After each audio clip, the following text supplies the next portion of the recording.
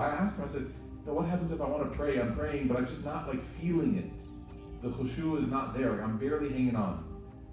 And he said, I'll never forget his answer. He said, this prayer, the prayer where you force yourself to get up and pray, might be the most sincere prayer that can be offered. I was shocked. I was like, because he kind of has an accent, so I was like, did I understand him correctly?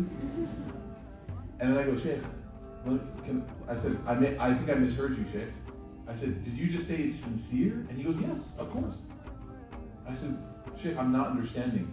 Can you help me understand? Because I don't understand.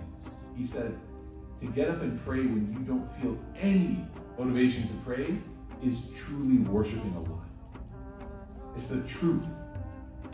Like, that's why when you pray after Allah has given you what you've been making dua for, that's a really sincere prayer. Because it's kind of easy to get up and pray at the prospect of begging Allah for something. Okay, let me go ask Allah for this promotion or marriage or this. Let me go ask Allah for curing, for shifa. Let me go ask Allah. When you have that, it launches you, right? But then after He gives it to you, after you get what you've been praying for, and everybody here, by the way, I don't want a single person to sit here and say, oh, I haven't had that. No, you do, you have. You've prayed and gotten something. Take a second and think about it. You've prayed for something and gotten it. It may not be everything, and that's okay. Right, that's okay. But you've prayed for something and gotten it. Think to a time in your life when you were begging Allah for something. Health, happiness, family, job, college, whatever, and Allah gave it to you. How did it affect your devotion afterwards? Sometimes you become negligent because all the motivation has been achieved. Like, I got what I needed, right? I got what I needed.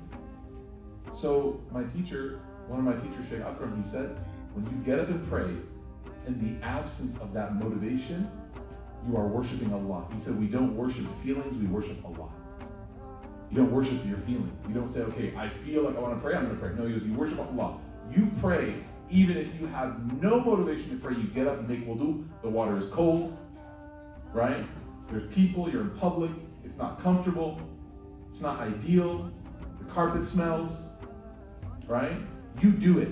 So anytime you're listening to a khutbah and you can't understand, or anytime you're in a masjid and you're like, man, or anytime you're in a situation that it's not fitting you perfectly, remember that your worship of Allah in that moment is the most sincere worship. You're still